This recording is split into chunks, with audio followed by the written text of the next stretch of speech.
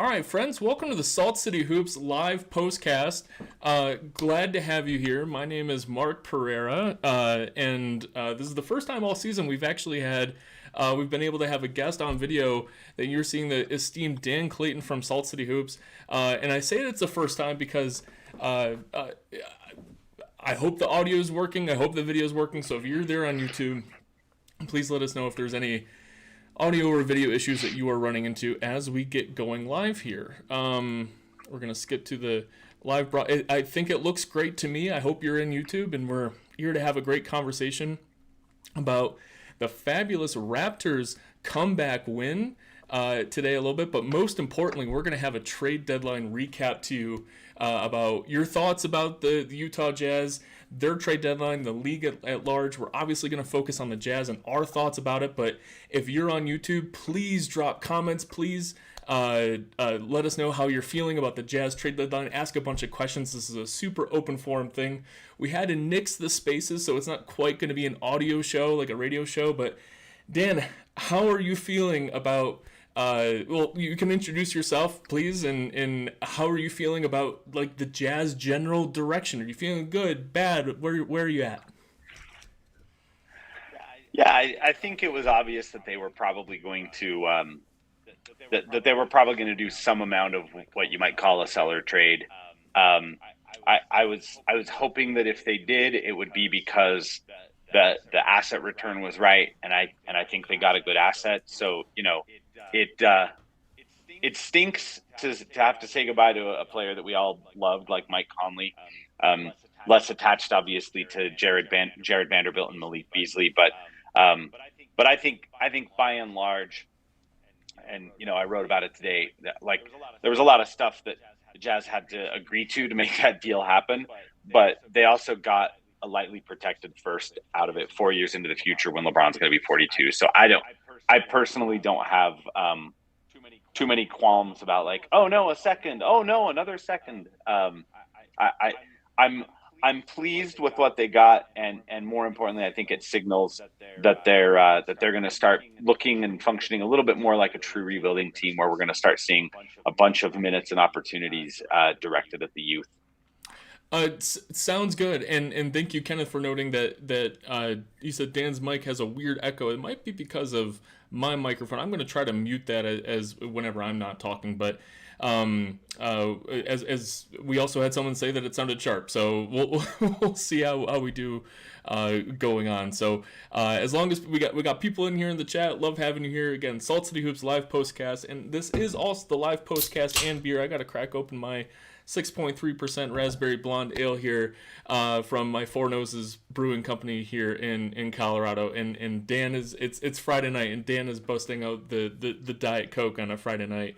No speculation here, but get wacky. Jordan Clarkson being out today for a non-COVID illness, I have a wild speculation that was due to some Diet Cokes. If you guys watched the game today, it was a 5:30 tip in Eastern time. A wild comeback from the Jazz. It was kind of just watching it with, we have those two bad blowout losses the past 2 days, the past two games against the Mavericks, very undermanned Mavericks squad, and obviously after the Conley, Beasley, and Vanderbilt, Nickeil Alexander-Walker departures, a very tragic kind of listless loss. You had some energy early from Kessler and Markkanen, but the entire team wasn't into it, and they got completely blown out on Wednesday. So coming in Friday, it didn't look like they were low energy, but it definitely felt like it felt like the Jazz were going to lose by 15 the entire game, right? There were it's the classic Jazz issues. They were giving up offensive rebounds, sometimes multiple on the same possession, and Toronto was hitting threes off of them, and it was just kind of a very frustrating experience at times. And then the Jazz closed with a lineup that just put it all together, and they were putting stop and a score, stop and a score, stop and a score. All of a sudden, a 15-point lead, 15-point deficit, becomes a 2-point lead. I don't even know, Dan, you do the game ball every night. I don't know who to give the game ball to on this one. I felt like it was such an even performance from everybody all along, but I think my vote would probably have to go in a narrow thread would go to Colin Sexton today for just Will Hardy says it wasn't, or I'm sorry, Kelly Olynyk post game said it wasn't pressure, but an opportunity for Colin Sexton. And Colin Sexton did things where he was flopping on the ground and had some blind moments, but his defense was great. He had 2 steals and 2 blocks today. I thought he had a tough challenge guarding Fred VanVleet and Gary Trent, who's like 6-7 inches taller than Fred VanVleet at times. And Markkanen super steady. He was an all-star. I love 5 assists from Markkanen today. He had some great passes on the interior to Walker Kessler, and Kessler was just a very steady defensive presence. I don't think Sexton was the best player today, but he's my emotional pick. What do you think? Yeah, I'm having a hard time with this one too, but basically what you said matches exactly sort of my assessment. I was surprised not to get more Colin Sexton replies. I try not to decide until I've given the masses a chance to sway me. A lot of THT love tonight in the replies, and I get that. Like THT had a fun little second half and was facilitating well, and kind of just doing his bowling ball thing and getting into the lane. You and I have both been vocal about Markkanen needing to assist more, needing to pass more if he's going to have the ball as much as he has. So I feel a little weird looking away from 23, 9, and 5. Walker Kessler had 23 and 9, and including some great finishes. Did that on just 12 shots. But yeah, I sort of feel like Sexton, like for narrative reasons, this next like week or two is really, at least the way I'm watching, I don't know, like I think it's really going to be about Colin Sexton. I think that one of the byproducts of the trade that they made, which we'll talk about, is that like now we get to learn things about Colin Sexton, things that we've known about Markkanen for a while. We don't have to learn, like the last 25 games aren't going to teach us a lot about Lauri Markkanen. We're going to learn some things about Colin Sexton, and so that's why it was cool to watch him. I felt like tonight we saw him think the game a little bit, which actually doesn't bother me. I think that's, now that he understands that he's going to have the ball in his hands all the time, I think it's actually kind of an important step for him to like slow down and think things through, as opposed to just like, be the battering ram that gets the busts open the defense, and then he goes, what do I do now? Like there were a couple of plays, and I'll probably video thread them at some point, or maybe I'll make the Salt City 7 about this. Like there were just a couple of plays where, as he makes a move, I'm thinking like, Colin, that's the pass. That's the pass. That's the pass. And then eventually he made the pass, and like that's actually kind of fun to watch him figure that stuff out.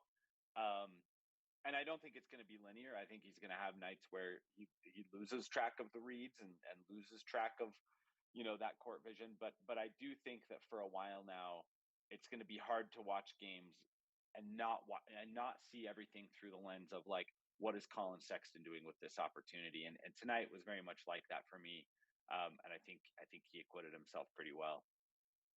Yeah, and I think this is a neat transition into the broader topic at large too, right? So let me bring that up a little. I'm learning that I've fixed the echo, but I made you too quiet. So I think I juiced up your audio. So and I think I figured out what the echo issue was. So I'm not a technician, but I try to figure out these things along the way. I'm a musician on the side, but I don't do a lot of streaming. So I'm like, if you just give me some audio settings, I kind of know what I'm looking at.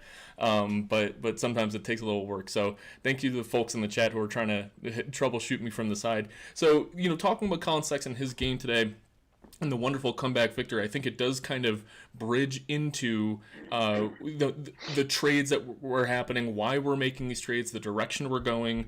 I think it's notable that Tony Jones is kind of like a slight, or like an aside in his recap of the trade deadline, describes Colin Sexton as a 6-man, right? And I think it's totally fine if Colin Sexton on his contract, etc., or as he grows into his career becomes a 6-man, but we in Utah have been so used to the 6-man being one of two types of players, Jordan Clarkson or Joe Ingles, right? Where Joe Ingles is just this pure distributor type, great 3-point marksman, and at one point was a pretty reliable 6'7" defender. and Jordan Clarkson being Jordan Clarkson, the flamethrower. So between those two archetypes, we lose sight of like what a six man can be. By the way, if you were to pick who the six man of the year is right now, I bet you couldn't even guess who the player is with the highest odds right now. It's such a jumbled mess of bunch of random dudes who come off the bench. So there's a lot of different ways for a player to be a six man. And if Colin Sexton is going to be the six man of a rotation, there should be a path that the Utah Jazz should explore where that's as a point guard, right? And if he is can be a distributing one guard in some sort of role that's playing 30 minutes a game, well, you can focus more on wing size players, right? And if you have like that sort of like one guard, two guards position sort of figured out on a distribution aspect, then you can focus more on wings. If Sexton doesn't, if he's going to become more like Jordan Clarkson, which is scoring, and because he dribbles, he can pass and he's aware of the passes to make, and that's his limitation, then you're still looking for distributor types instead of filling out with wings and players who can complement Lowry, Markkanen. So I think that's an important thing to keep forward here as we watch Colin Sexton and think about a post Mike Conley last 25 games of the season. Yeah, I will say this. So, Tony in that article, because I saw the mention that you're referencing where he talks about him as a sixth man.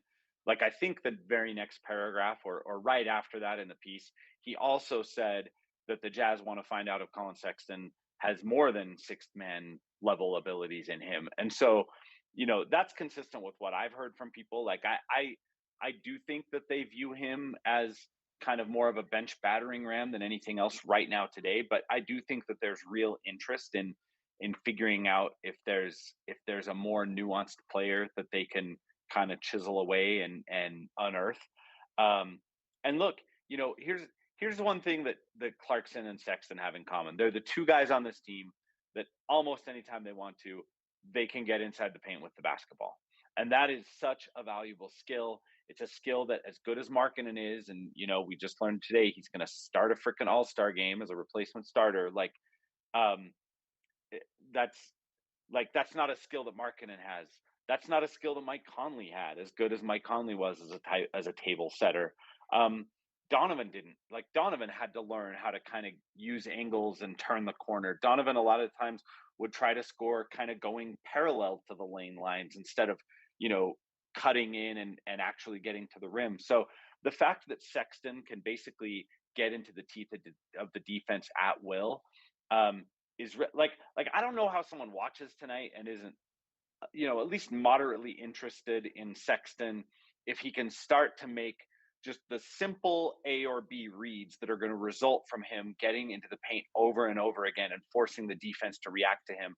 And then at that point, it's just like, oh, is it the corner guy that's helping? Boom, there's my pass. Oh, is it this guy who's helping? Well, then I'm going to do this. Is no one helping? Great, I can get all the way to the rim. He's obviously really great at drawing contact. So I agree with you. This isn't me like pushing back on the idea that he's just a sixth man. I agree with you. I think the Jazz agree with you as of today, but I don't think that they're ready to kind of put that ceiling on him. And I think that that's partially what the trade was about and partially what we're going to be looking at over the course of the next 25. Yeah, and I thought his defense was totally adequate for a 6'1" guy today. I've kind of had an issue with Sexton's defense as being an energy guy that isn't all that efficient at actually providing an issue. But when you are that fast and that quick and that energetic, no, you're not going to body up a guy like Gary Trent, like driving to the rim. You've got to find other ways to be an impactful defender, which is slow their path to the rim without fouling, even if you're not going to get the thing. Or if you're going to go over a screen to prevent a Fred VanVleet from shooting a pull-up three or Gary Trent from shooting a pull-up three, what can you do with your speed and athleticism to hound them from behind, right? Like, small guards have been great defenders for decades in the NBA, and it doesn't require them to do a whole lot except just be in the right position with outstanding athleticism. He's got that, so it's all about deploying it in the right way, right? So, and that's kind of the things we've complained about Donovan Mitchell at his size. Like, we know he had the skills and the athletic ability and a little bit of an acumen, but sometimes it was just like, where is it? And then when Mike Conley, when his lateral quickness has kind of betrayed him, he stopped being that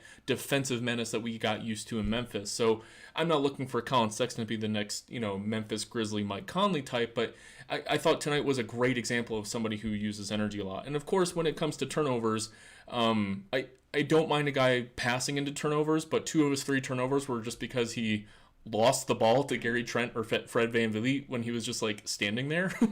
So that, trying to curb those problematic ones. So Sexton was my game ball tonight. Love seeing the opportunity that he's going to have over the next 26 games without Mike Conley. So I've kind of beat around the bush a little bit, Dan. Let's talk about this trade deadline that happened, where we have Mike Conley, 4-year Jazz man. It feels like longer because of the bandied about rumors the year before, the trade deadline before, when we thought we might trade for him.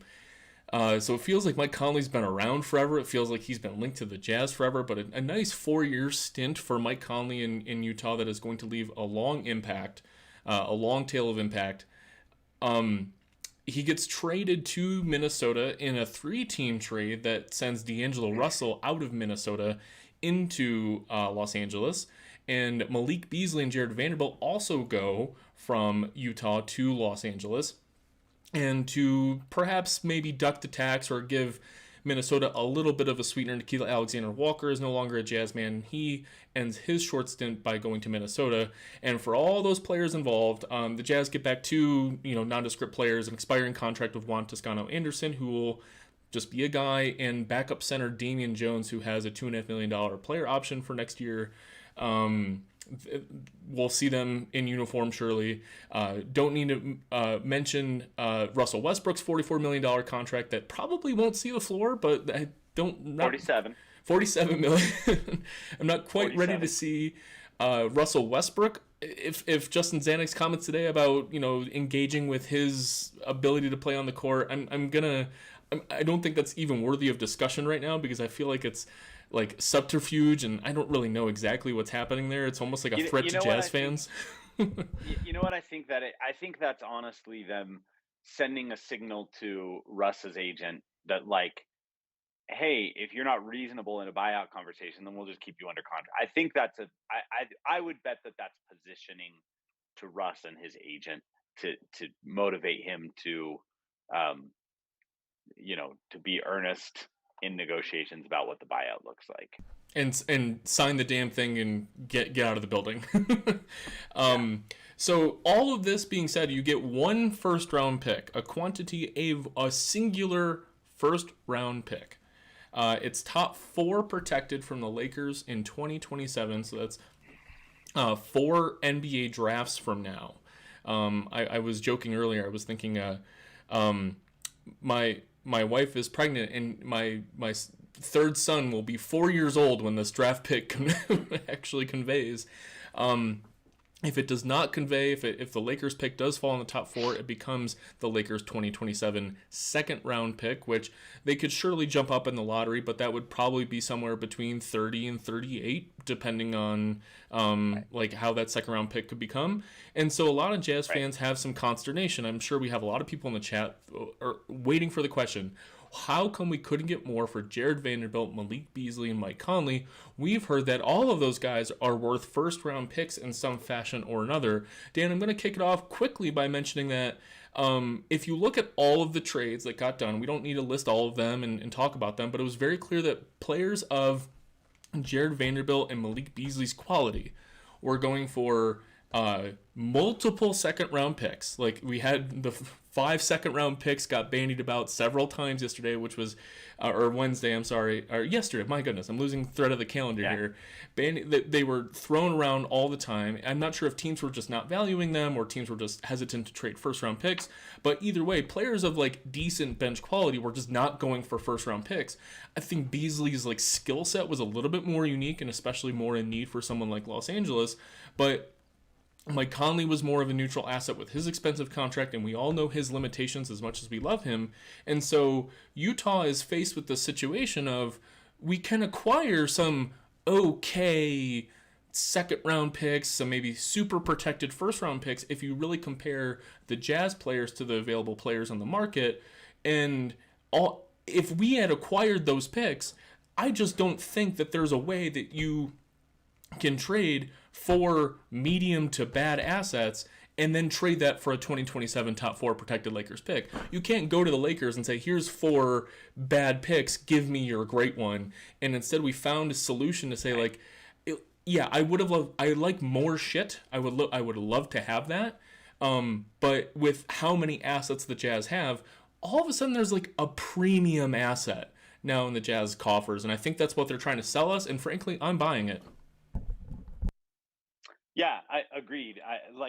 So I spent some time yesterday. One of the reasons why I never write about the trade deadline at like 1:15, and I kind of wait to process things and check around with people, is like I want to get a sense for like what was door number 2, right? And one of the things I said to someone yesterday as I was hearing some I think pretty accurate guesses on what was out there for Conley, what was out there for Beasley, what was out there for Vanderbilt. And by the way, Jazz didn't have to trade any of those guys, so that's an alternative too. But if they were going to trade them piecemeal, they were going to get a bunch of tier D or worse assets.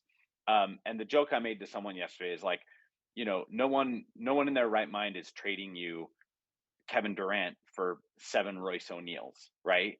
So would you rather have 7 second round picks or 1 premium asset? You always want the premium asset, especially if you're rebuilding. But like the premium stuff, the stuff that actually has a non-trivial chance of becoming a real star, like that's what teams are after. That's the hardest asset to get, the most difficult to replace.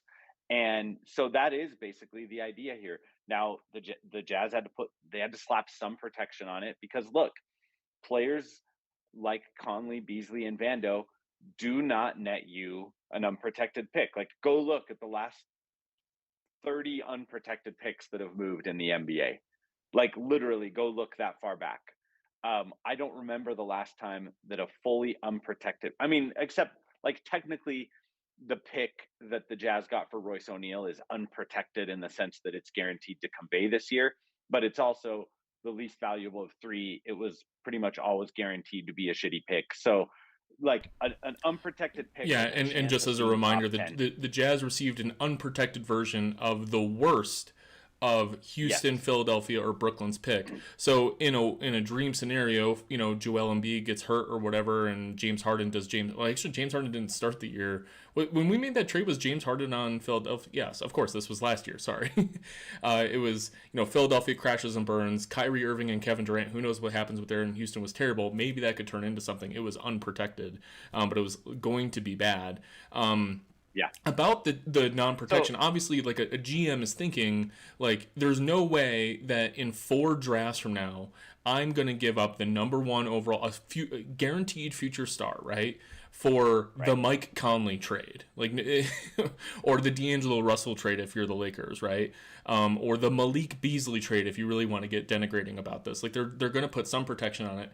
I think where I get antsy is like top 4, Dan, just feels like not great. Like, if it was top 2 or even top 3, I'd be like, all right, we're probably getting that pick. Top 4 feels like, oh, the Lakers could be kind of shitty and we won't get that pick.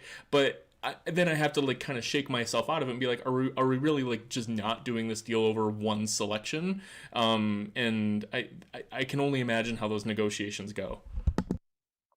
Yeah, that's where I come down. I'm just not that concerned about especially like in the modern lottery system.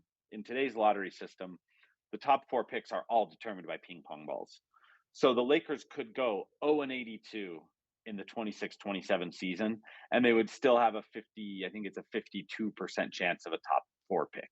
So, like, top 4 to me feels like kind of, would the Jazz have preferred that it was top 1 protected? Sure. Would the Jazz have preferred it was not protected at all? Sure. But again, we're talking about trading a 35-year-old guy whose decline is pretty real. Um, and 2 guys who, like, honestly, like, what, like Malik Beasley and Jared Vanderbilt on a title contending team are like, they're role players. That's what they are.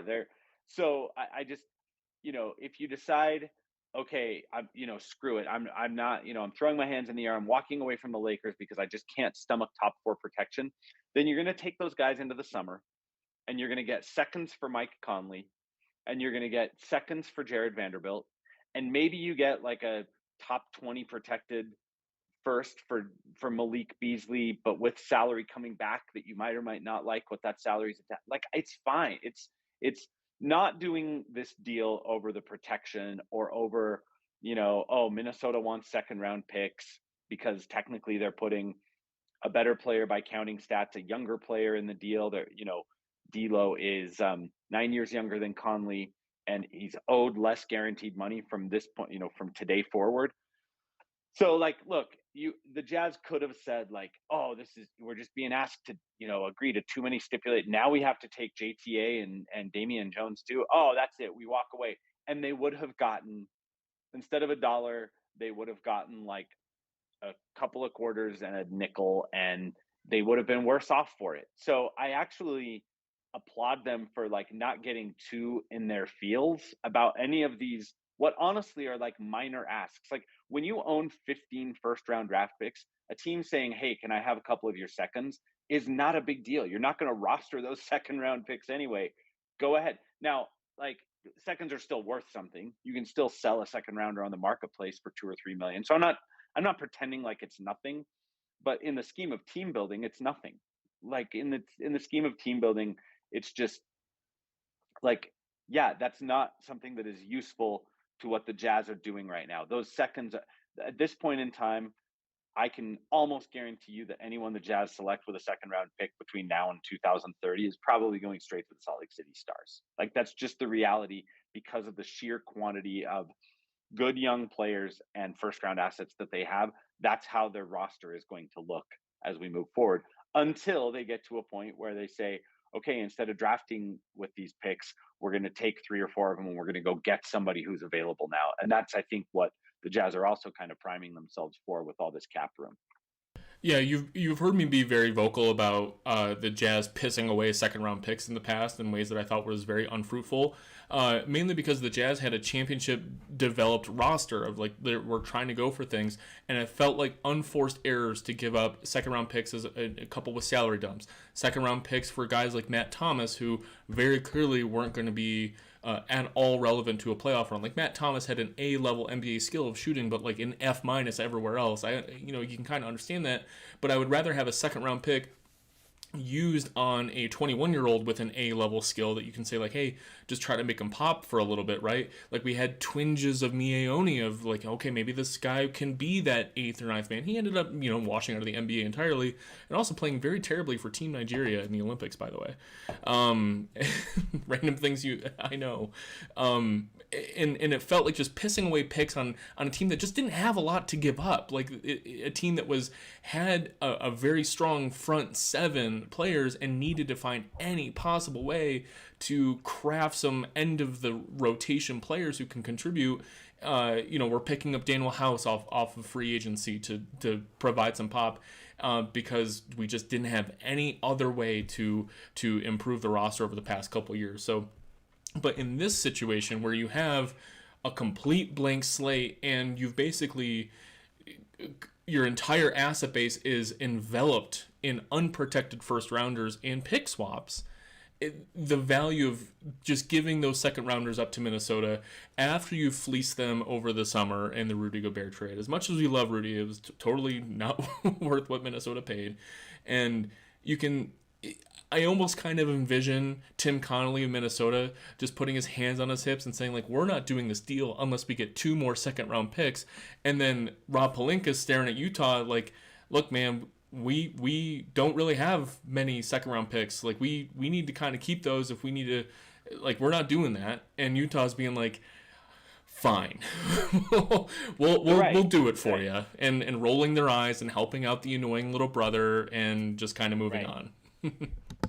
Which is how we came to the Taco Bell metaphor in my column today. Or like Mark, people don't know, Mark bought a car today, and at every car buying process, there's a point in the process where the sales manager or the finance manager or whoever comes out and tells you, like, oh, in order to buy this car, you also have to buy the $500 floor mats, and we can't take them out of the deal. And you can get pissed off at that point and walk away. But like you walked into that dealership, Mark, planning to spend 45 grand on an Atlas, and now you're being asked to spend 45,500 on an Atlas with floor mats. Are you like, is that really going to be the thing that makes you walk out of the dealership? Like, I think that you're totally right about, And by the way, this is at the just time I'm at the dealership, I have a 3-year-old and a 1-year-old running around causing chaos, and right. all I want to do is get the fuck out of there and get my car. And that's how the Jazz were, right? They're like, we need to just get the fuck out of here and get our top 4 protected 2027 Lakers pick, which we're beating around the bush on that a little bit as well. Is like the Lakers, they will need to do some actual work to not be garbage in 2027, by the way. Like LeBron James isn't going to be there, and if he is, it's going to be like this weird Tom Brady situation that you really can't predict or rely on. And Anthony Davis is, as fragile as they 34. come as far as superstars go, and he's getting older, right? So the Lakers Yeah, will he'll have to be need like to do some 34 real that year. work to not be bad that year. So that's a great pick, and you don't have to use the pick. You don't have to draft a player Right. with that pick. You could see LeBron James joining Bronny in like Dallas or Houston or some random thing for a year. Anthony Davis goes out and the Lakers look terrible, and you're looking at an upward trajectory. You have Lowry Markkanen playing great still, Walker Kessler's playing great. You have some new players, and you package that pick with some of your Gobert picks, and you pick up another star, and all of a sudden you're in business. You don't have to actually rely on the Lakers being bad but not top 4 bad. You can turn that into something else. So it's just purely asset base, and it's I'd rather have that than for random things that will probably not matter to a Jazz championship, whereas that top 4 protected pick, that has a much better chance of being relevant to Utah's success. And the last Well, point, go ahead, sorry. well, I mean, I'll just make this quick. Like the fact that even in your salvo about seconds, which by the way, like I do get, but like the fact that it was framed as like, would you rather have Matt Ryan or Mieoni, kind of proves the point that like if you're getting if you're getting that in the weeds, you're kind of missing the point. Whereas like a top 4 protected first round pick from the Lakers in a year that they might be bad has the chance to actually turn into something that does make a difference. Now, some second round picks make a difference. I know that Q Jazz fans talking about Paul Millsap here, or whoever. Carlos Boozer was a second round pick. Nikola Jokic was a second round. Like I get it. I understand that that's the standard response back. But like most of the time, if you're choosing between you know throw, throwing a second around as just sheer currency, like you're right about Tim Connolly. Tim Connolly also, like, you know, let's not forget also that he was involved in a couple of fleecings involving Denver picks that turned into Rudy Gobert and Donovan Mitchell. So, at some point, like, yeah, at some point I just don't think you don't do the deal over stuff like that, over like fine, Damian Jones, by the way. I had heard Damian Jones's name at last summer before the Jazz did the Olynyk trade. Obviously, after they did the Olynyk trade, he didn't make as much sense for the Jazz. But like, he's at least someone who you could imagine playing some minutes at the 5. JTA, I think at this point he's almost 30. The train may have left the station on JTA, but like, accepting those guys, throwing in the seconds, like whatever. You're right. Like Na was in the deal because as soon as the Jazz had agreed to take those dudes from LA, then they had to include some extra salary so that they stayed under the tax. Like it gets complex, and that's where if GMs are in their feelings, a trade can kind of collapse under its own weight. But if guys just realize, like, hey, I want to get this deal done, like I'll take the stupid $500 floor mat so I can drive this car home today, then you get to drive the car home. And the Jazz got to drive home in a 2027 Laker pick that might wind up being, a 5 to 10 pick if everything breaks right. Or, and like I just said, a pick that we don't have to give a shit about because we've traded it away for something even better. Right. Right. Want to quickly get to some of our YouTube comments here because I think a lot of them are great. I love Kenneth saying that Minnesota had a mail-in rebate form that they that they were giving up for Rudy Gobert. Love love saying that. Peter, he lives in Toronto. He attends his one Toronto Jazz game a year. I remember that when I lived in New York and trying to find a Knicks or Nets game to go to, and when the when the Jazz were at 10, I saw Trey Burke's game winner back in the day. That was one of my. Me too. Oh, I forgot I we was were at both. that I game forgot too. we were both at that game before we knew each other. We knew each other. Yeah, exactly. We were neighbors, but didn't know each other yet. So thank you for everyone joining on us on YouTube. Drop comments. We're happy to respond to them as we get going, talking about our trade deadline recap. We just got done talking about the trade the Jazz did make, where we traded away Mike Conley to Minnesota. Malik Beasley and Jared Vanderbilt, they were just short stops in Utah. They had nice little experiences in Utah where Malik Beasley's going to be in the three-point shooting contest largely because of the success he had in Utah. Jared Vanderbilt, frankly, electrified me the first few weeks of the season, and then I kind of soured on him as the year went on, mainly because he was advertised as a good defender and frankly wasn't. And I think the most disappointing thing for me is that on offense, I didn't really care about his shooting, but he had very, very poor touch around the rim, and it made it very difficult to play him as a small ball big man as a 4 or 5 because it was a big struggle to put him in offensive actions where he was going to be responsible for being at the rim. Like he isn't a high flyer, he wasn't a big dunker, wasn't putting pressure on the rim. So it was more of like Jared Vanderbilt's struggles in the ways, not shooting, not rebounding. It's more the defense and the finishing at the rim that I kind of soured on. But he's still 24. He's got a $4.5 million next year, and I guarantee you, if the Lakers make the playoffs, you're gonna see Jared Vanderbilt make an amazing play in the playoffs. Like, that's the kind of guy Vanderbilt is. He does make big splashes. He's got good IQ for random shit. And we're definitely not going to be the last we hear of Vanderbilt, but on a game-to-game basis, I think we pretty much soured on him.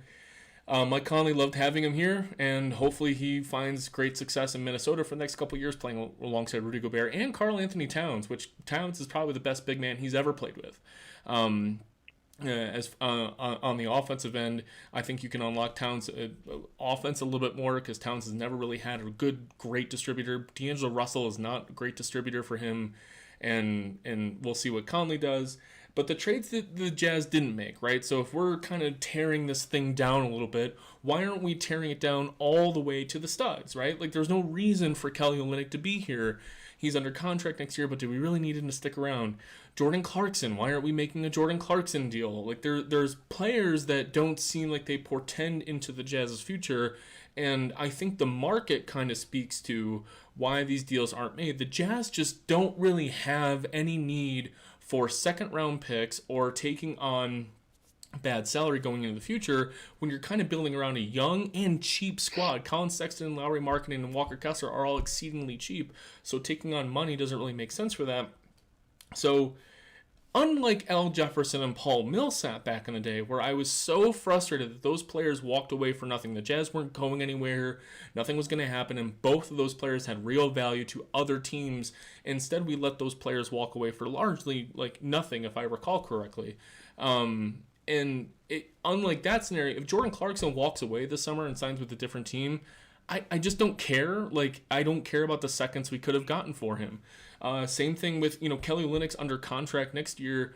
I don't mind having Kelly Olynyk around as like a bench backup big or what he kind of provides. His rebounding drives me absolutely nuts today. When they were talking in the third quarter today about, Kelly Olynyk triple double, right? He had 7 assists and he got 10 points, or he was sitting on like 6 rebounds and 7 assists. He finished with like 7 rebounds, 8 assists. I looked at the rebounds. I was like, he's not getting 4 more rebounds. Like, there's no chance he's going to get those 4 more rebounds. He doesn't jump. He's got alligator arms on the rebounding now. So he's a very frustrating player to have, but he does some real offensive things. He kind of provides a lot of like offensive flow stuff we don't understand. What other players didn't get traded, Dan, that I'm forgetting? Who didn't get traded? Yeah, like Rudy Gay didn't get traded, and I think that's that kind of ends the eligible traded players. Yeah, in terms of the veterans, like, obviously there are end of rotation guy or non-rotation guys who who just didn't get traded because they wouldn't have had value.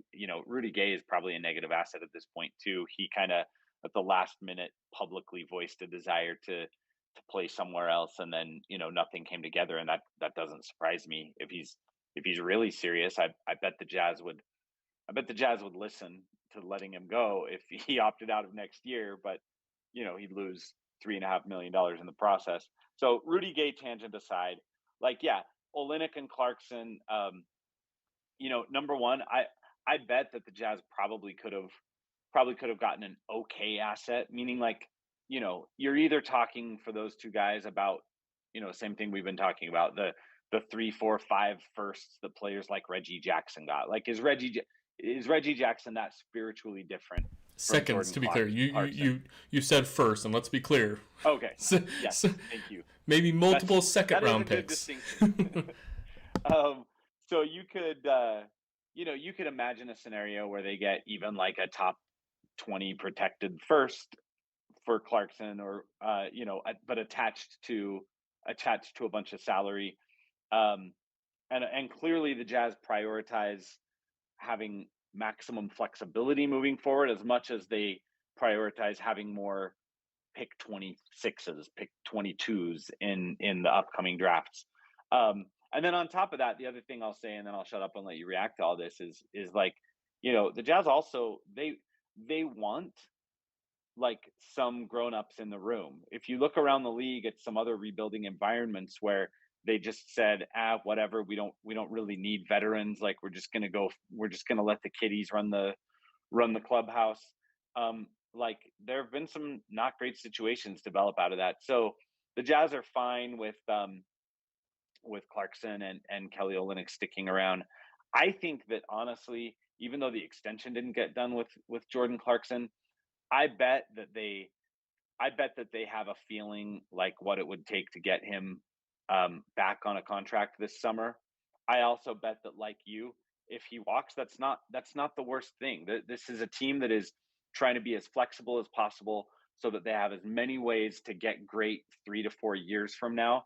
And if Jordan Clarkson leaves, then he leaves. It's, you mentioned the Jazz getting nothing for Al Jefferson and Paul Millsap, and while that's true in an asset standpoint, what they got for those guys? They got the cap room to do a big cap dump, which turned into which yielded assets. One of those assets became Rodney Hood. Rodney Hood became Jay Crowder. Jay Crowder became Kyle Korver, if I'm remembering right, or maybe I'm getting the order wrong. But anyway, the point is, if a guy walks for nothing, sometimes that nothing itself becomes something because it just creates more flexibility and stuff you can do. So I think they still have options with Jordan heading into the summer. They obviously have options with Kelly Olynyk because he has that partial guarantee. But yeah, I in the meantime, they like the fact that those guys kind of bring some order to an otherwise really young roster or an otherwise really young locker room. And that both those guys allow them to kind of play a mature brand of basketball while the kiddos figure it out. Yeah, and hearing mature brand of basketball while the kiddos figure it out, I think Jordan Clarkson is unfairly stereotyped. I think he as this selfish gunner, very unhelpful to the team. Every coach who's ever mentioned anything about Clarkson mentions that his basketball IQ on both ends of the court is just off the charts. Right? And you see him with the basketball and you see him playing defense, you're that can't fucking be true. But it's very clear that the coaches value his presence on there. He is in remarkable condition. He might be in the top 5 for if you told every NBA player to run suicides until you collapse, I think Clarkson might actually finish top 5, right?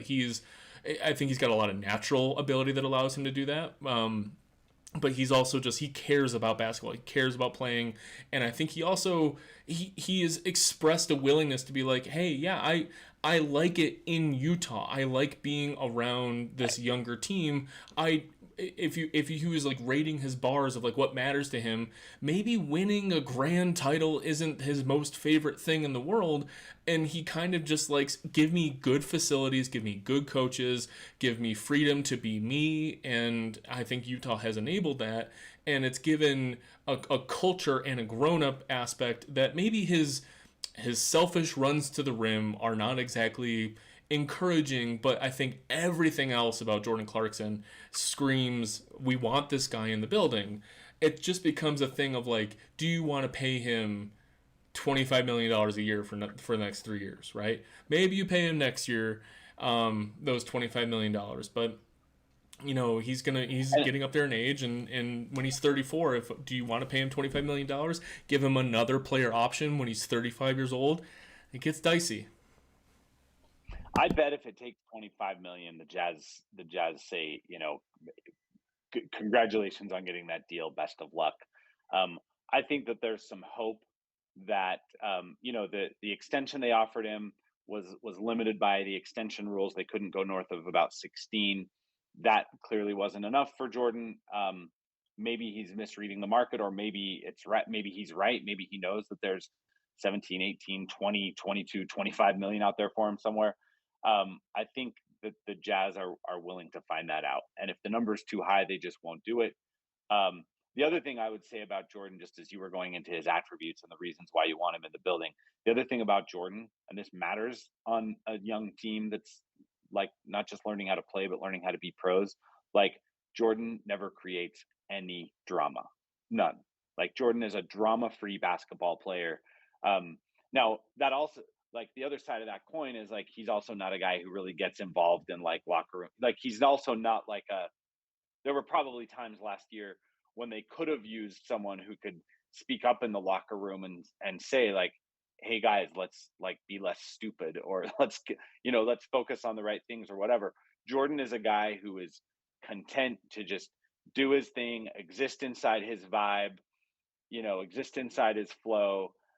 He does not give you trouble. He does not raise a stink about things. So, for all those reasons, I think they're fine to let it play out with Jordan. And I'm telling you, my guess is that they have a number in mind that they're willing to do.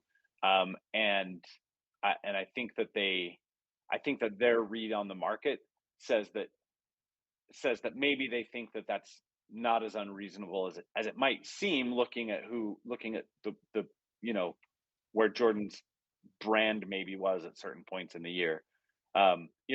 He had like that month and a half of 50, 40, 90, and then he went back to being Jordan Clarkson, which is a really good player, sort of a mid-efficiency ISO guy, can break down defenses, which is a really valuable skill. Getting better at making those A or B reads we talked about with Colin Sexton. Like that prototype is valuable. It might not be 25 million valuable. So again, I think it just depends on kind of what happens and where that number comes in. They can still, if he opts out, they can still sign that extension that they offered him right up until June 30th. So it'll be interesting to see if anything shifts. As we obviously know no one tampers in the NBA, but if Jordan Clarkson's agents start to sniff around, like, okay, what's actually out there, they could come back to the Jazz and say, hey, are you still willing to do that max extension, or probably not, because it still probably serves them to just get to July 1 when his salary number isn't artificially limited by those rules. But I'm just saying that, like, I'm not ready to just concede that that's a $25 million player going forward. Maybe he is, but I'm not sure that that's the case. Just reading the market. Yeah, no, I'm kind of using 25 million as like, okay, what is Jordan Clarkson probably asking for, right? Like, why are the sides like unequivocally not going to come to an extension agreement? And I'm thinking like the Jazz are thinking like, hey, we'll give you that max extension that we can do, 60 million a year. Like that's going to be reasonable for you. We'll even give you a player option on the end. Who knows what the issue is there? But if he's thinking like, look, man, San Antonio needs a guy just like me, right? And they have all the cap space in the world. I'm from San Antonio. I'd love to play with Greg Popovich one time in my career. Who knows what he's kind of thinking about, and saying like, hey, they're going to offer me $25 million a year for 2 years, right? Like it's a 2-year deal for $50 million. I can go out and get another contract in that third year. I think we're seeing a lot more players be willing to take short-term contracts, especially in their 30s, because teams are willing to continue to pay these older players contracts. So, Riley asked in the chat if they wait until July 1, can the Jazz offer them as many years and as much money as any other team? Basically, with their cap space, the Yes. answer is yes. The Jazz opened up a mountain of cap space. If they stayed over the cap, they could sign him with bird rights, of course, to a max contract if they wanted to. But once you become a cap space team, it kind of actually limits your ability somewhat because of because you're been limited by the cap. But the Jazz would now they have loads of cap space that they could use to sign him to whatever deal. Of course, assuming he opts out, which he pretty much surely will at this point. So, and we'll see where Jordan Clarkson goes from here. I think 25 million is going to be not unreasonable in the market. I just don't know what Jordan Clarkson actually wants, as far as like this personality, right? I think he's the perfect type of player that has found that Utah is. Derek Favors has mentioned this before. It's a place that you can focus on basketball and be a basketball player and have a like an exploratory life outside of it. Jordan Clarkson has an adorable daughter that he cares about a lot, and I think he is a very deeply feeling kind of guy, and I think he does like the idea of Utah being maybe a quieter environment, and he can go be Jordan Clarkson throughout the world with his fashion sense and his concerts. He's dating a musician right now.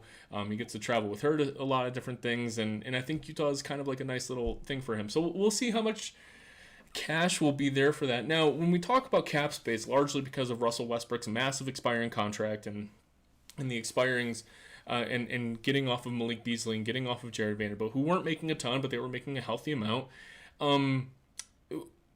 We've talked about how that opens up so much flexibility for the Jazz. No, they're not going to assign a max free agent this summer. The free agent class this summer isn't that great anyways, and the Jazz aren't going to immediately jump into the deep end and sign somebody.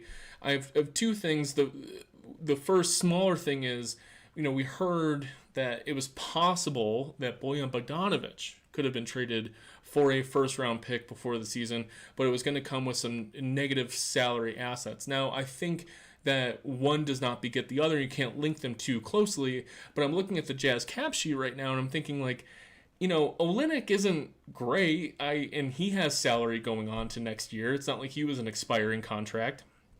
So maybe we could have taken on a decent first round pick and some bad salary for Bojan Bogdanovic if that was indeed even an offer. But then again, if we have that, if we have made that trade, would this trade look as the same as it does? Like, would the Jazz be more urgently trying to get off salary? One can't beget the other, Dan. But some part of me feels like the Olynyk for Bogdanovic thing feels a little bit more icky to me than it did a week ago.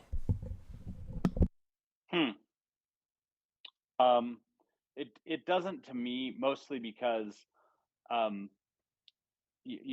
whether this is right or not, I believe that there are people who work on John Stockton Avenue or whatever that's called, who believe that Kelly Olynyk being in Kelly Olynyk's role is part of the reason why Lauri Markkanen is an all-star. That Kelly Olynyk being in Kelly Olynyk's role is part of the reason why Walker Kessler can have his growing pains and he can have his nights where he gets his lunch eaten by Andre Drummond or whoever. But to say nothing of the fact that when the season started, nobody had any idea that Walker Kessler was going to be like actually good in year one. But even to the degree that he is actually good, like he's a rookie, so you're not just penciling him in for 34 minutes every night from now until forever. So I think that there are like actual basketball reasons why they wanted someone that does some of the things Kelly Olynyk does. His guarantee next season is $3 million, so I don't even really think of that as like money going forward. If they had to, they could waive and stretch that, and it would be $1 million over 3 seasons. Like I don't. But you'd rather have him on the roster at 13 million than filling him with somebody else. To your point about the basketball reasons, though, that will surely get picked up, right? If unusual circumstances aside. And I think that there will be a market for Kelly Olynyk this summer. Now, again, just to be realistic, because like I think part of the disappointment with this deadline is that fans talked themselves into believing that all these guys were worth the first, and then they weren't, and they were like, "Well, Jazz, what are you doing? Clearly, you just didn't. you just didn't talk to everybody because like if there was a first out there for Vanderbilt, the Jazz would have found it. There were reports that the Jazz talked to literally every team in the NBA. It's not just that they forgot to check with someone and left a first on the table somewhere or hiding under a rock. Can I So take a I want to brief be aside clear. in that direction as well?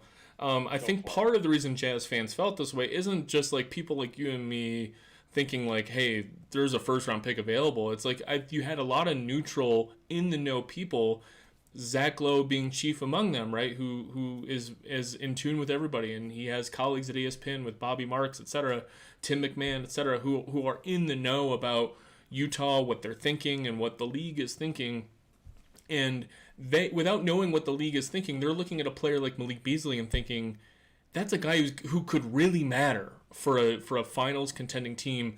A guy like Malik Beasley would make the Lakers actually a title threat. The Lakers should be willing to give up assets for something like Malik Beasley. But then when you go and canvass all 30 teams, it's not like they all had this cartel collusion against the Jazz, right? It's not like they all got together and said, like, don't you fucking do it to Danny, don't give him what he wants.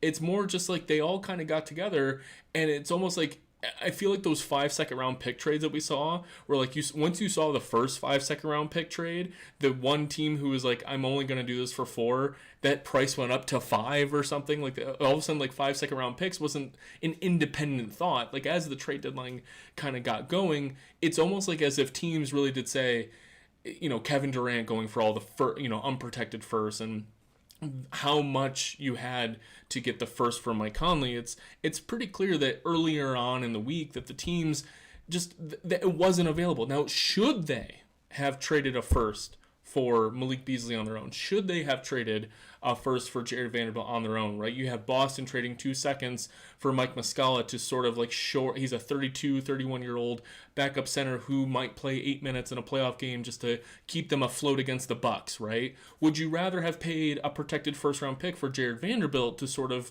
give you a different role? Like, should Boston have done that? I think that's still arguable. I think that's still a fun bar conversation worth having.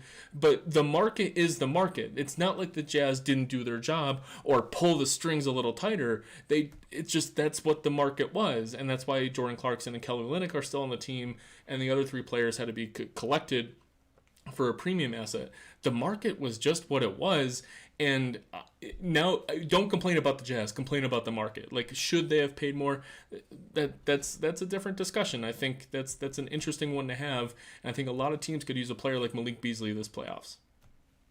Well, so you mentioned Mike Muscala. Another thing to keep in mind is the Celtics were connected to Kelly Olynyk too in rumors, and instead they went out and got Mike Muscala, who does some of the same things, not all of the same things, um, roughly the same age. Mike Muscala makes a third of what Kelly Olynyk makes, right? So, like, part of it is that you got to look around and say, and you mentioned Zach Lowe, calling out, hey, Malik Beasley could help a lot of teams. Zach Lowe also said that if the Lakers had the choice between doing both picks for like a real solution, a real star, or doing one of those 2 picks for kind of a half measure trade where they brought some like decent rotation players back, that he would do the other one. So nobody's negotiating in a vacuum, and that's what we forget sometimes. Like, you're negotiating against everybody's other options, which, by the way, sometimes those options are just, like John Collins did not get traded. Sometimes the other team's option is just, hey, we think we believe in this guy. We think, the regime has changed a little in Atlanta. Sometimes the best offer that you're competing against is the team saying, hey, we think that there's a player in there, and we've developed this kid from the 18th or 19th pick in the draft. He's now, a solid NBA starter. No, he's not producing what he was a couple of years ago.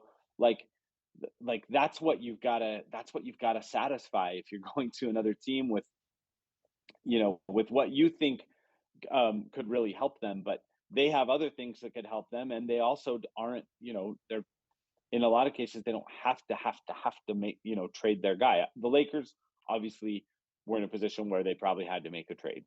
They had the best or second best player of all time kind of wasting away what might be one of his last really, really good years. It's probably one of his last years, period. But, like the Lakers were a team that you knew had to make a deal.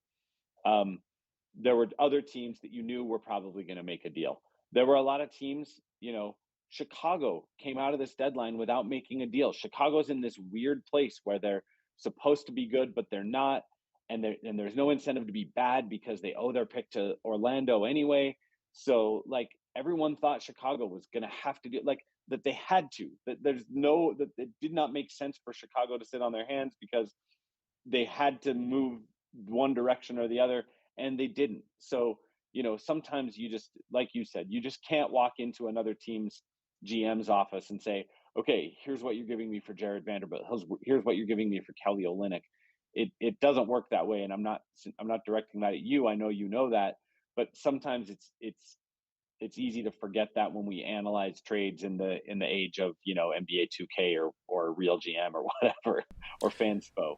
Yeah, I think a lot of the negative reaction to the Jazz trade, it was in part because it was one of the first trades to go down, right? So if that trade was actually ends up being the last trade, you can kind of think like, wow, nobody really got much of anything, and we were able to get a top 4 protected 2027 Lakers first round pick. That phrase, top 4 protected 2027 first round pick, is going to be like locked in my head for a long time. But because it was the first trade that was done, were one of the first big trade, I think, out of all of them. We had Kessler Edwards getting traded earlier, but there was a lot of negative reaction to be like that's really all that was going to get, and those conversations, that negativity was persisting throughout all of Thursday. Right, and so as these more and more trades were coming through, there was kind of like a lot of. First of all, it's hard to keep track of all of them, and then second of all, it's like you're still talking about the Jazz during all of this, and wondering what the next domino is to fall. You mentioned 2 things that I want to touch on here. One is we knew the Lakers had to make a trade, and I think that's the other piece of this of like getting the deal that we did done is like are you really not able to go to Rob Pelinka and be like, look, man, we'll give you protection on this pick. We won't roll it over because we know you got to keep your 2029 pick dry. Can we make this top 2 protected? And I know both sides are looking at each other being like, you're really not going to get the deal done over this, right? And of the teams that needed to get that particular deal done, Minnesota was by far the last. They made a weird lateral move, maybe an improvement, maybe a getting worse depending on your view of Mike Conley and his age and his fit with Gobert versus Russell's actual quality and youth. But the 2 teams at the top of needing to get that deal done was maybe a tie between Utah and LA, and I'm totally fine with the value that came out, but I do wonder if like you had a moment of just staring Pelinka in the eyes or just being on the phone with him and just being like, are you really not going to get this deal done because you insist on top 4 versus top 2? And if it's possible. For all we know, though, Pelinka asked for top 6, and then Zanuck stared him into top. You know what I mean? Very like, true. We don't know what happened. Yeah. So that is very true. Anyway, and again, because it's the first deal that got done, it's like, oh, you didn't want to wait 12 more hours, right? And it's like it's just not how negotiations like work, right? Like I did a lot of M&A negotiations for a long time, right? And I've been in the room with business partners making, several $billion M&A transactions, and it's never just like tweaking things around like mild things like this. It's always like trading large things for large things, and then you end up and then if you're quibbling over small things at the end, you find a way to kind of change it around and make it more palatable for to make those small things worth it, right? So if the Jazz didn't like the top 4 protect, or if the Jazz in your scenario, like it was a top 10 protected, what if they said like, all right, give us some money back, we'll take Damian Jones if you reduce the protections, right? There's a lot of different ways that this negotiation can go. The last thing I think I want to touch on is the idea of not trading, right? And you mentioned that in the lens of John Collins. I think the other small thing that tugs at me a little bit is the idea of just not trading Mike Conley, just not doing this deal, trading Vanderbilt for whatever, and trading Malik Beasley for whatever, and keeping Mike Conley, because the quote-unquote asset that we haven't talked about is Mike Conley's value to Lauri Markkanen, Mike Conley's value to Walker Kessler, Mike Conley's value to Colin Sexton. We've kind of mentioned Kelly Olynyk's on-court fit kind of matters with this team. Mike Conley really mattered to Lauri Markkanen being an all-star starter or starter backup, whatever you want to whatever you want to qualify that as. And he would be that next year. Mike Conley would be contributing to that success next year. You could maybe sunset Conley into a backup role or something, who knows. And the market for Conley in a trade next year, if we're trying to say like, hey Mike, go to next trade deadline, you're an expiring contract, we can get 2 seconds for you to send you to the Clippers to go for that title run next year, keeping Mike around, like, what is the value of that? Would you rather have the top 4 protected pick from the Lakers and a few garbage assets for Beasley and Vanderbilt separately and keep Conley in the fold? Or are you willing to give up Conley with the things that he has provided to this team, winning be damned, right? You know, this is going to anger the the tanking crowd, but like there's a real value to Conley being in the building, and you can't math that out. You can't quantify if the Lakers pick is worth more than Conley's intangible value to increasing Lauri Markkanen's skill. But it was quite striking watching the emotions of the players, watching Conley leave. And you just can't help but wonder of like, did we stunt something by shipping him out the door? So I'm a lover of Mike Conley, and my emotions responded to everything you just said. My head goes, okay, in 5 years, is it going to matter if you kept Conley 4 months longer? Or is it going to matter that now you have a top 4 protected pick from LA in 2027? Like, I think when you put it like that. I mean, I hate to be a dick about it, but I really think that, like, you know, in the long run, like at some point, Mike Conley's not going to be involved with this franchise anymore. He's 35. The decline is real. He's still you're very correct to say that, like, he still impacts the on-court product, even though his counting stats are down, his efficiency's down, can't finish in the lane anymore. Great corner 3-point shooter. He's lost it a little from up top, which is weird because that's like the Mike Conley shot that we've seen for the past 3 seasons. Like, step behind a pick and drain an angle right or angle left 3 was like sort of the Conley special. And now, you know, he's down around 30% on that shot, but you know, leading the league from the corners, or was leading the league for a while. So anyway, I'm on a tangent about Mike from a basketball standpoint. I guess my broader point is, like, you know, at some point you're pulling that Band-Aid off. If you pull it off today, you get a top 4 protected pick. If you pull it off 4 months from now, you're getting a couple of seconds plus whatever you got along the way for Beasley and Vando. I think in the long run, I think we're going to wind up being happier that the Jazz did this than we would be happy about, you know, 6 more months of seeing that infectious smile around the practice facility. And I say that, like, I love Mike. I'm a Mike Conley guy. I'm the guy who, you know, when he got here and struggled, I was like, I would shout at Jazz fans, yeah, but look at his impact. Like, it's not about how he's shooting. Look at the impact he has on players. But I've written full columns about, like, the Mike Conley effect, where if you take, this isn't as true this year, but in previous years, if you took any player on the Jazz's net rating without Conley and compared it to their net rating with Conley made, like, every single player like 6 to 8 points better per 100 possessions minimum, right? Like, that's the Conley effect. I'm a believer in that. I've been preaching that for 3.5 years. I will miss Conley the human. I just think, you know, sooner or later it's happening. So doing it when there's still enough value there to you know, to package him in a way that gets you a premium asset is going to be more meaningful, as much as I feel like a calloused a-hole for saying that.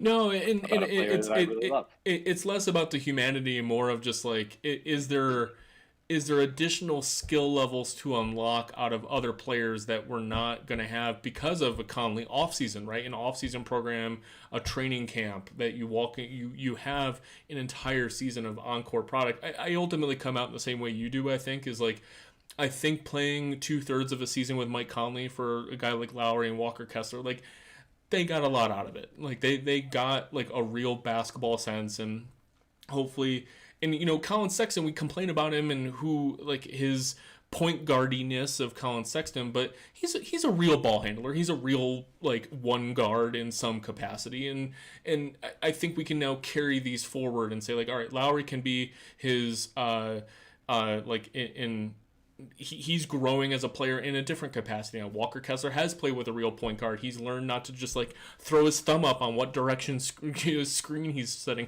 Although he still does that sometimes, and it drives me nuts. Something you learn when you're 11 years old, and he's still telegraphing to the entire court what direction he's setting his screen. So yeah, Mike Conley isn't ultimately going to matter to the next contending Jazz squad.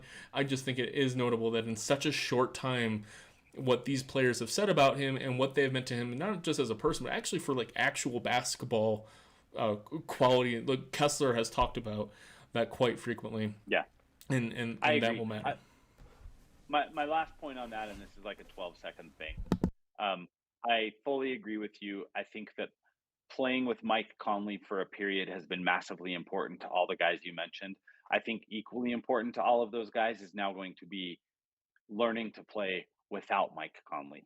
Like, I think that there's going to be some important development that happens now when they kind of got to figure things out without it being spoon-fed to them by an elite historical game manager. That wasn't 12 seconds, but well, I think number one on that is going to be Lauri Markkanen. We talked about early in the show, talked about his great assist game today, 5 assists today. I think he's going to have to learn how to just like have the ball and do shit. Which he did today. Like his passing was like he made some like, oh, you are seeing the difficult pass and making it. It's not the third read. He's not scanning the floor and making they rolled out a very complicated defense and I have to make my fourth read to make this work. He's making like just a difficult threading pass on the interior to Walker Kessler where he was kind of blindly just going up and trying to yam it on people, which I welcome because he's very good at that.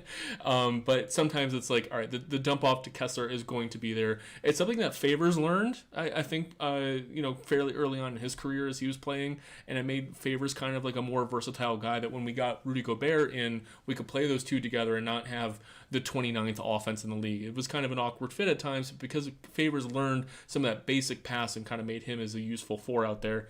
I'm looking forward to a similar development for Markkanen, and not having Conley around all the time might actually help that. Dan, do we have time to talk about some of the players that we didn't trade for? Yeah, bring it on. Just very, very briefly, I think it's worth talking about some of the big stars that frankly didn't get traded anywhere. Every team, it seemed, overall was linked to John Collins at some point. We heard OG Anunoby mentioned a little bit. I feel like I'm forgetting at least one or two other guys. Like McCall Bridges, after he gets traded from Phoenix, there was some rumors that Brooklyn might try to then flip McCall Bridges in exchange for 3 or 4 additional first-round draft picks. Obviously, the Jazz have the draft equity. John Collins ends up not getting traded. OG Anunoby ends up not getting traded. We're pretty much assuming that the price for Anunoby was around 3 first-round draft picks. Atlanta was rumored to be marketing John Collins as perhaps just a salary dump, but I think John Collins is much too quality of a player, despite his contract and poor effort in defense at times, to really just be a salary dump. His contract isn't like $45 million. Like it's a healthy, expensive contract, but it's not obscene. And I always felt like Atlanta has a new management structure with Kyle Korver and Landry Fields kind of running the show there, and I don't think they can quite take an egg on their face as like their first major transaction. Instead, they made what was the small move they made that I actually thought was really nice? It's the Sadiq Bey transaction that is now in jeopardy because of Gary Payton's failed physical. That I thought was actually a really nice piece of business for Atlanta. We'll see how that ends up going through all this stuff. For a second, I thought you said it was on Jeopardy, and I was like, was that a Jeopardy question? The failed trade, really? John Collins, I think there were. Let's talk about him in particular because he has Utah connections.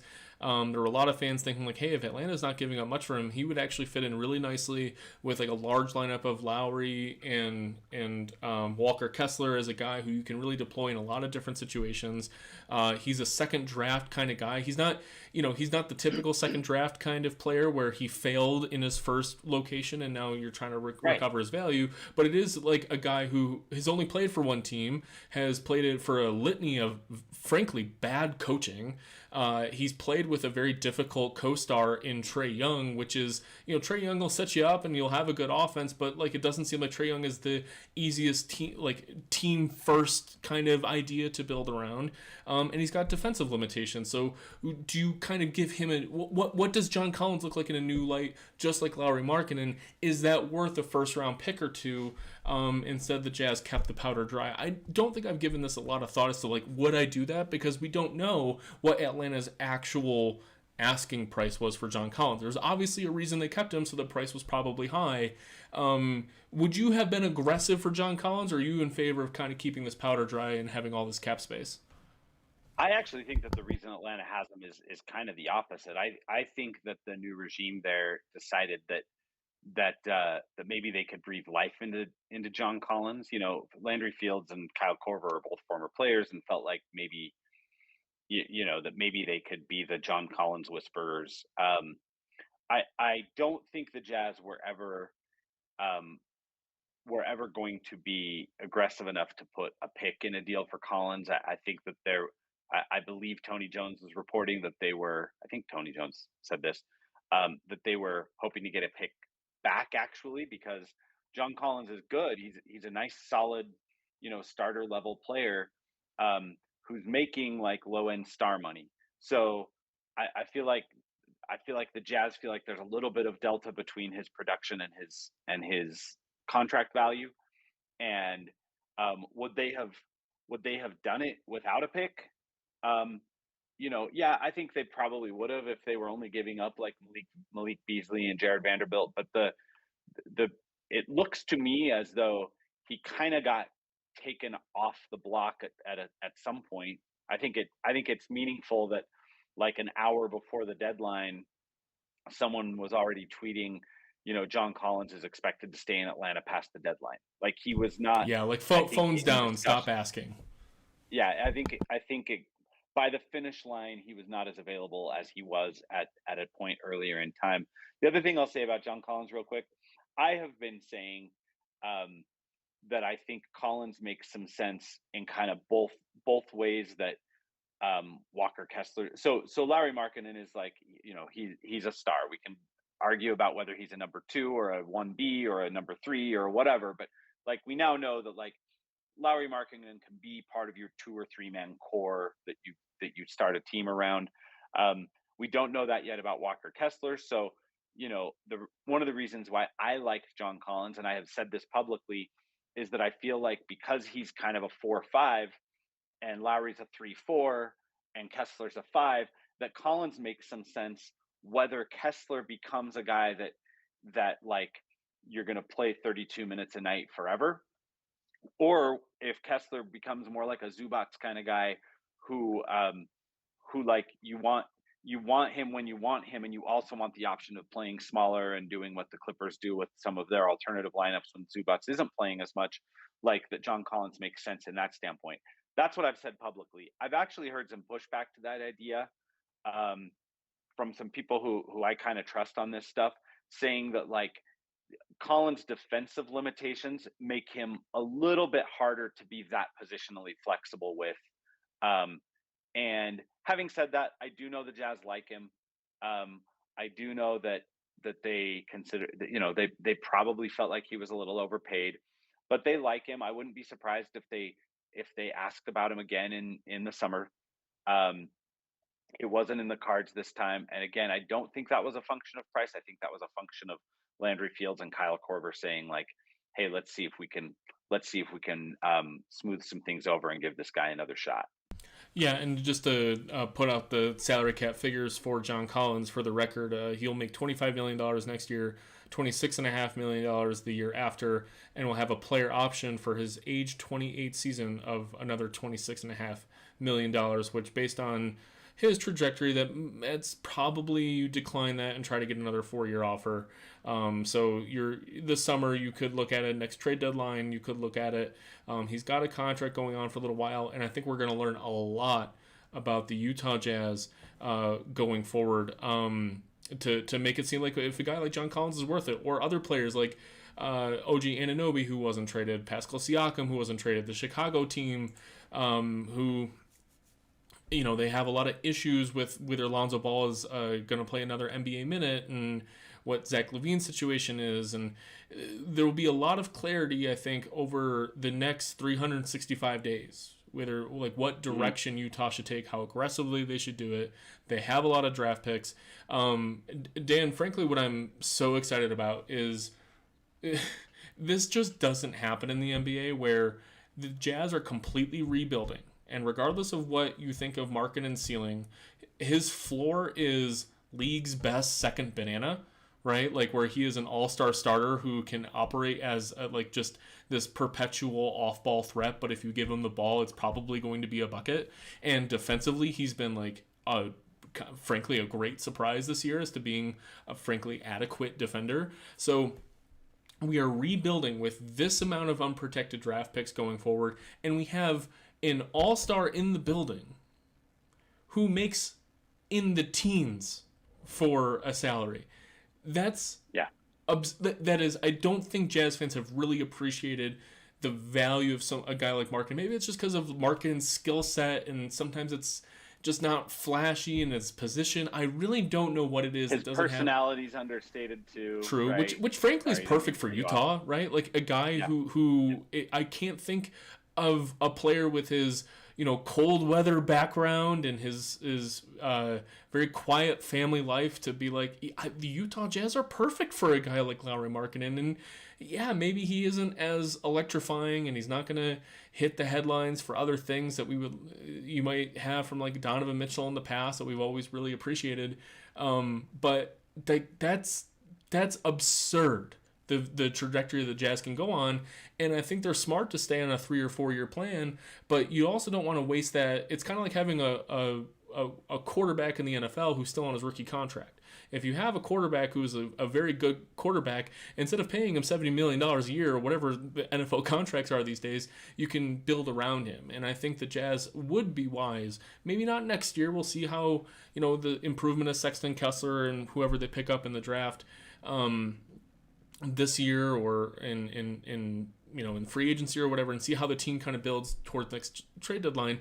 But 365 days from now, we're going to see exactly where the Jazz should probably try to go with all these assets, because eventually you need to do something with them and not just acquire them. I think the Thunder are kind of running into that situation starting this offseason. They have a lot of players who are due for extensions coming up soon, and they don't really know if they're worth it or not, right? And they have some kind of expensive guys like Lou Dort, and they don't even know if Chet Holmgren's any good because he unfortunately had to miss the season. Eventually you have to start putting these assets into players, and you can't play all of them at the same time, and you certainly can't pay them all at the same time. So this will be a very interesting offseason with just a wild amount of cap space that can be used for other things. We will see. You can kind of tell that I'm winding down, Dan, but if you have any other closing thoughts, I'd love to hear them. I won't add much, but just to put a button on that thought, it's the fact that they already have an all-star. It's the fact that they have 15 first-round picks, including their own, that are either guaranteed or highly likely to belong to them. And it's the fact that they have up to $60 million in cap space coming up this coming summer. Like, the combination of those three things on a rebuilding team is just a weirdly unique and great starting point. And I'm with you, like you. I'm fascinated to see what they do with all of that. Let's end with a fun question. Eric did ask, where does Jordan Clarkson rank in the most fun to watch non-All-Star Jazz players of all time? With Jordan Clarkson, he has given me the most thrilling moments from the non-All-Stars. He's given me a lot of headaches and a lot of heartaches. But I think when you talk about non-All-Stars, every player like that is going to give you some headaches from time to time. Meadow Kerr will always stick out to me as like just like a non-All-Star, as like fun to watch this. He was an All-Star once. That's right. You know, Also, I guess I can't count Okur because he did make an All-Star game. I was gonna mention Kier. replacement, but if we're yeah, but Mike was a replacement too. So yeah, So most fun to watch non All-Star player Dan Clayton edition. Do you have an idea? uh, I mean, like I'm actually tempted to say Joe. Yeah, yeah. Like Joe was Joe's pretty damn fun. Joe provided probably some of the most electric bring down the house moments in like some of the home crowds that he showed out in front of in Salt Lake City, and just his brashness, his talkability, his off the court attitude. Just what a delightful guaranteed non All Star. It's amazing that he just openly campaigned to never be in the 3-point contest. I think it's because like he knew he would never get the shots up in time. Get. I don't think he ever thought he would get through all 25 basketballs. So man, I'll have to go through some of my old 2K games. I loved Ronnie Brewer, man. I always thought like, back in the day when like your shooting guard didn't necessarily need to have a jumper, right? It was like he diving on the floor, averaging over 2.3 steals a game or something like that. Just the real lovely core piece that really fit alongside that great offensive talent that Jerry Sloan had. And obviously Wesley Matthews. I wish Wes Matthews had way more of a Utah career for Utah. And I'm trying to think of like the non All Star Stockton and Malone Clarkson types, right?